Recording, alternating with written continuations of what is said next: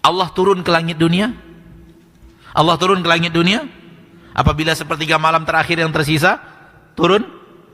Begitu, Rasul mengatakan begitu atau tidak? Hadis Sahih Bukhari.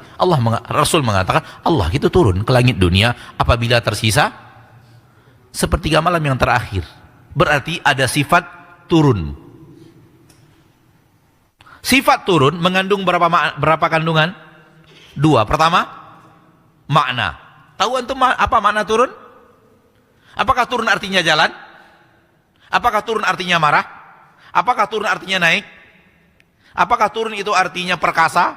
Tidak. Turun artinya, maknanya adalah, ya turun. Turun itu ya turun. Allah bicara dengan bahasa Arab yang dipahami oleh orang Arab. Rasul adalah orang Arab.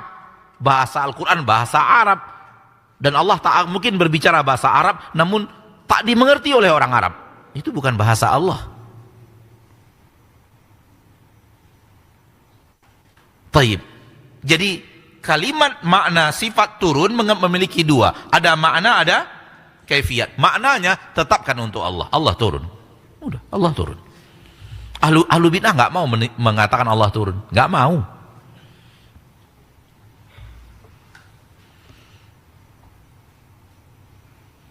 Ada satu lagi kandungan sifat selain makna apa? Kaifiyat. Bagaimana turunnya Allah? Ahlu sunnah apa sifat ahlu sunnah dalam bab ini? Serahkan kepada Allah. Kami tidak tahu bagaimana turunnya Allah. Kami tidak tahu bagaimana turunnya Allah. Kaifiyat bagaimana Allah turun, kami tak tahu. Tak tahu. Kenapa tak tahu? Ya tak tahu. Allah tak kasih tahu, Rasul tak kasih tahu bagaimana turunnya Allah. Ahlu bid'ah apa yang mereka lakukan? Enggak mungkin Allah turun. Kenapa? Di sini siang, di sana malam. Di sana malam, di sananya lagi siang. Berarti Allah nggak pernah naik, turun terus. Ini bicara apa? Bicara kaifiyat. Ini bicara apa? Bicara kaifiyat. Di sini tergelincirnya kaki ahli bid'ah ketika bicara tentang kaifiyat sifat-sifat Allah. Lihat, subhanallah, baru tadi malam ana mendengar. Nggak tahu, coba-coba dengar kesesatan Wahabi dalam sifat-sifat Allah. Coba dengar apa kata mereka. Subhanallah, ini dia babnya. Subhanallah. Mereka bawakan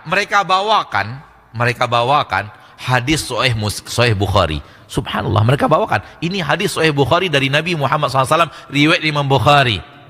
Dia sebut riwayat Imam Bukhari dari Nabi tercinta, berarti hadisnya sahih. Yanzilu rabbuna ila sama'id dunya hina yabqa minal laili thuluthul akhir. Rabb kita turun ke langit dunia manakala tersisa dari malamnya sepertiganya yang terakhir. Dari malam sepertiga yang terakhir. Lalu mereka mengatakan begini, Wahabi itu memahami Allah itu turun apabila tersisa sepertiga malam yang terakhir. Ini kesesatan Wahabi. Subhanallah.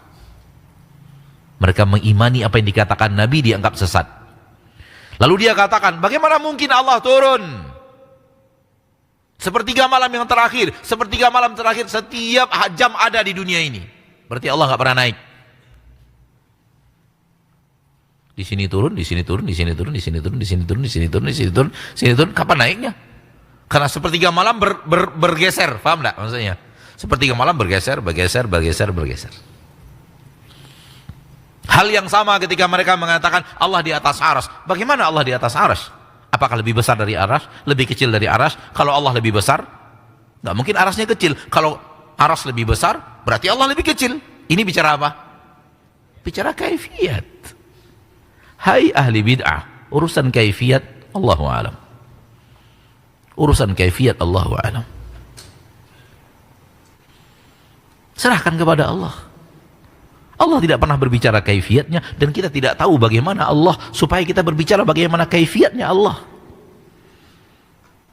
Taib. Berikutnya, Allah punya tangan. Tangan adalah sifat Allah. Sifat khalqiyah, sifat zat Allah. Sifat zat Allah punya tangan terbagi dua. Apa tadi sifatnya? Makna dan kaifiyat. Makna tangan. Apakah antum tahu makna tangan? Tahu tidak makna tangan? Apakah tangan itu adalah perut? Apakah tangan itu adalah mata? Apakah tangan itu adalah berjalan? Apakah tangan itu maknanya adalah melihat? Apakah tangan itu maknanya adalah memberi? Tidak. Tangan maknanya adalah tangan. Maka ahlu sunnah meyakini Allah punya tangan. Kenapa? Allah yang mengatakan Allah punya tangan. Kita mau apa? Kita mau apa selain sami'na wa ata'na? Cuman lihat, ada makna, ada apa? Kaifiyat. Kaifiyatnya bagaimana? Allahu alam. Allahu alam, saya tidak tahu bagaimana kaifiyatnya. Kenapa? Allah tidak bicara bagaimana kaifiyat tangan Allah. Rasul pun tidak berbicara bagaimana kaifiyat tangan Allah. Oleh karena itu kita tidak tahu. Serahkan kepada Allah. Ahli bid'ah ingin kita kedua-duanya kita tetapkan. Ya makna, ya kaifiyat. Dan ini kesalahan mereka dalam menilai akidah Ahlus Sunnah. Akidah Ahlus Sunnah ketika mengisbat nama-nama dan sifat-sifat Allah sampai kepada makna, tidak sampai kepada kaifiyat. Kaifiyat mereka serahkan kepada Allah. Dan ini akidah yang benar. Wahai orang-orang ingin mencari akidah yang benar dalam nama dan sifat-sifat Allah. Allah bicara kepadamu pakai bahasa Arab.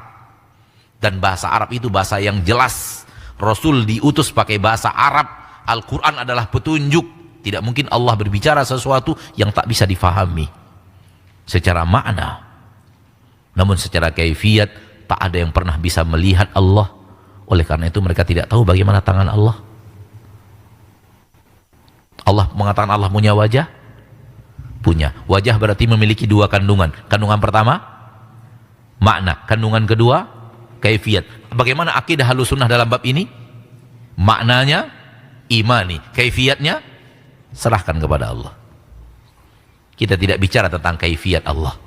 Kaifiyat sifat Allah. Kaifiyat wajah Allah. Kita nggak bicara itu. Ahli bid'ah, ketika kita mengimani Allah punya wajah, mereka langsung mengatakan kalian menyamakan Allah dengan makhluk.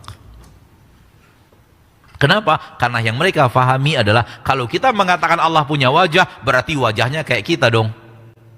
Masa wajah Allah kayak ini? Ada mata, ada hidung, ada mulut, ada gigi, ada alis, ada... Nggak mungkin Allah seperti makhluk punya wajah. Nggak mungkin Allah punya wajah seperti ini. Kaifiyat atau makna? Ini kaifiyat atau makna? Kaifiyat. Anda sudah menyamakan kaifiyat wajah Allah dengan kaifiyat wajah makhluk yang tidak pernah disamakan oleh Ahlus Sunnah. Ahlus Sunnah tidak pernah menyamakan. Dengan mereka meyakini Allah punya wajah, mereka tak pernah mempunyai keyakinan wajah Allah seperti wajah kaifiyah wajah Allah seperti kaifiyah wajah makhluk. Ahlus Sunnah tak pernah berbicara itu. Sahabat tak pernah berbicara itu. Tabi'in tidak pernah berbicara itu. Imam-imam yang 4 tidak pernah bicara itu. Bukhari, Muslim yang lainnya tidak pernah bicara itu. Mereka mengimani Allah punya wajah sebagaimana yang Allah katakan, namun kaifiyat wajah Allah mereka tidak tahu. Kenapa Anda ketika bicara sifat hanya sampai kepada makna, tidak sampai kepada kaifiyat? Jawaban Ahlus Sunnah gampang. Sebagaimana kami tahu Allah dan kami tidak tahu kaifiyat zat Allah.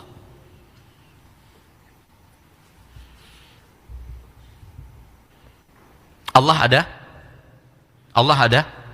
Zat Allah ada? Kaifiyatnya bagaimana? Tak tahu. Oleh karena itu, sifat-sifat Allah ada, kaifiyatnya tak tahu. Sifat Allah ada, kaifiyatnya tak tahu. Kenapa? Zat Allah ada, kaifiyatnya pun kita tak tahu. Tak ada seorang makhluk pun yang pernah melihat Allah. Dalam pendapat yang paling kuat dalam akidah Ahlus Sunnah, tak ada seorang makhluk pun yang pernah melihat Allah. Untuk menukilkan kepada kita seperti apa zat Allah, hal yang sama sifat Allah. Kita imani Allah ada, sifat-sifatnya ada, dan kita dan kita tidak tahu bagaimana kaifiat zat Allah, sebagaimana kita tidak akan berbicara tentang bagaimana kaifiat daripada zatnya Allah. Maka ketika ahlu sunnah bicara sifat Allah, ahlu sunnah bicara makna, menetapkan makna, tak mengingkari makna itu. Ahlu sunnah tidak bicara apa? Kaifiat. Kaifiatnya diserahkan kepada Allah dengan mengatakan Allahu a'lam bagaimana kaifiatnya. Allah turun, Allahu a'lam bagaimana Allah turun. Allah di atas arsy, bagaimananya Allah yang tahu. Allah datang, wa jaa rabbuka, sebagaimana ayat ini bacakan imam tadi, wa jaa rabbuka, Allah datang. Ahlu bid'ah mengatakan enggak mungkin Allah datang, enggak mungkin Allah datang. Allah yang mengatakan Allah datang. Kita katakan Allah datang. Bagaimana datangnya Allah? Allahu a'lam. Allahu a'lam. Kenapa Anda tidak bicara kaifiat? Karena kita tidak tahu bagaimana zat Allah, sehingga kita tidak tahu bagaimana datangnya Allah. Turunnya Allah. Apakah turunnya raja dengan turunnya pesawat sama? Apakah turunnya pesawat dengan turunnya burung sama? Apakah turunnya burung dengan turunnya hujan sama? Sama-sama turun, namun beda kaifiat. Betul atau tidak? Kalau ini terjadi antara makhluk dengan makhluk, bagaimana lagi antara makhluk dengan Allah? Anda ingin mengatakan kalau kami meyakini Allah turun berarti sama dengan makhluk, karena raja juga turun, berarti menyamakan turunnya Allah dengan turunnya raja. Ya akhi, kami tidak pernah tahu bagaimana zat Allah, sehingga dengannya kami tidak tahu kaifiat turunnya Allah. Karena kami tahu zatnya raja, kami tahu bagaimana turunnya raja dari singgasana. Karena kami tahu bagaimana zatnya hujan, air hujan, kami tahu bagaimana turunnya air hujan. Karena kami tahu bagaimana zatnya burung, kami tahu bagaimana turunnya burung. Karena kami tahu bagaimana pesawat, kami tahu bagaimana turunnya pesawat. Apakah turunnya pesawat sama dengan turunnya helikopter? Mendaratnya pesawat sama dengan mendaratnya helikopter? Tak tahu, karena kita tahu zatnya tak sama. Mendaratnya pesawat dengan mendaratnya helikopter berbeda. Apakah mendaratnya helikopter sama dengan mendaratnya batu di kepalamu? Sama atau tidak? Kadang-kadang batu mendarat nggak di kepala kita? Mendarat tidak? Mendarat juga, apakah sama mendaratnya? Tak sama. Kenapa? Zatnya berbeda, mendaratnya pun berbeda. Ini yang ingin beliau sampaikan di dalam bab ini, bahwa nama-nama Allah memiliki nama, memiliki sifat. Sifatnya nggak boleh diingkari, harus ditetapkan. Sifatnya nggak boleh diingkari. Dan Allah bicara alim, di dalamnya ada sifat ilmu. Banyak ayat Allah bicara ilmu, Allah berilmu, Allah tahu, Allah tahu, Allah tahu. Allah bicara namanya Sami', mendengar. Banyak ayat Allah mengatakan Allah mendengar, Allah mendengar, Allah mendengar, Allah mendengar, Allah mendengar. Allah tabaraka wa ta'ala Rabbul Izzati wal Jalalah memiliki Aziz, nama Aziz. Di dalamnya Allah banyak berbicara, Allah punya izzah, walillahil izzah, Allah memiliki izzah, yaitu kandungan sifat daripada nama Allah Al-Aziz. Allah tabaraka wa ta'ala mengatakan namanya Alim, dan Allah tabaraka wa ta'ala mengatakan Allah memiliki hikmah, dzul hikmatil balighah, Allah memiliki hikmah yang luar biasa.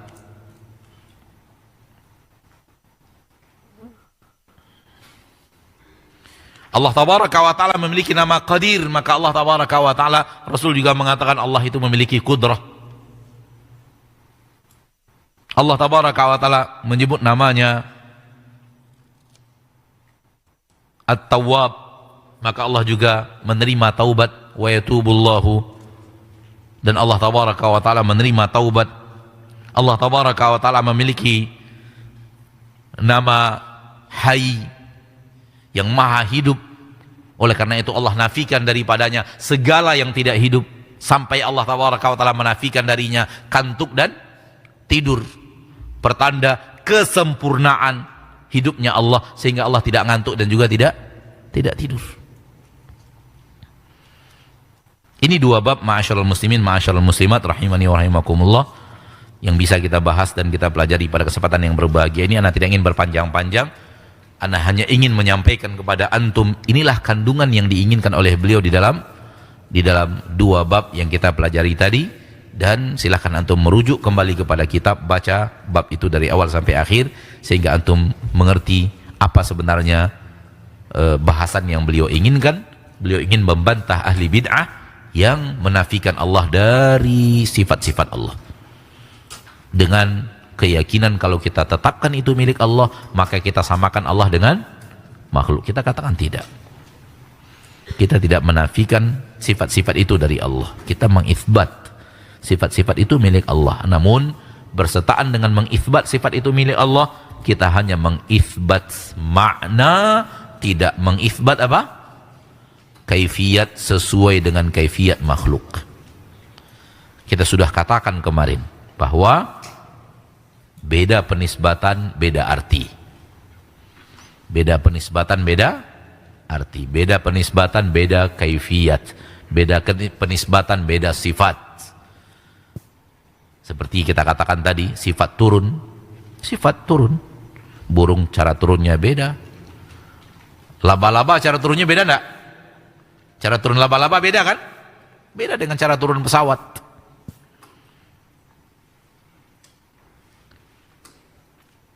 Matahari bersinar tidak? Memiliki cahaya atau tidak? Bercahaya. Lampu bercahaya tidak? Beda enggak? Sama enggak antara bercahayanya matahari dan bercahayanya lampu? Lilin bercahaya tidak? Apakah sama bercahaya lilin dengan bercahaya lampu? Atau bercahayanya matahari? Beda, beda zat, beda kaifiat. Daripada sifat bercahaya masing-masing, beda-beda. Oleh karena itu, ada apa dengan dirimu ketika kita mengisbat Allah punya sifat, langsung Anda mengatakan tidak boleh karena sama dengan makhluk. Ada apa? Kita tidak menyamakan Allah dengan makhluk dengan mengisbat sifat itu milik Allah, karena kita tidak menyamakan kaifiat sifat Allah dengan kaifiat sifat makhluk. Intinya adalah asma was sifat, terutama di dalam sifat, ahlu sunnah menetapkan sifat Allah secara makna, tidak secara kaifiat. Kaifiat ahlu sunnah mengatakan Allahu a'lam. Allahu a'lam. Kenapa Allahu a'lam? Karena zat Allah, Allahu a'lam. Kita nggak tahu. Karena zat Allah, Allahu a'lam, maka kaifiat sifat Allah, Allahu a'lam. Semoga bisa dimengerti. Kalau tidak mengerti, ulang lagi kajian ini. Kalau tak mengerti, tanya lagi sampai antum mengerti. Karena di sini mafraqut thariq, persimpangan jalan antara akidah ahlu sunnah yang sahihah dengan akidah ahli bid'ah. Wallahu a'lam bissawab.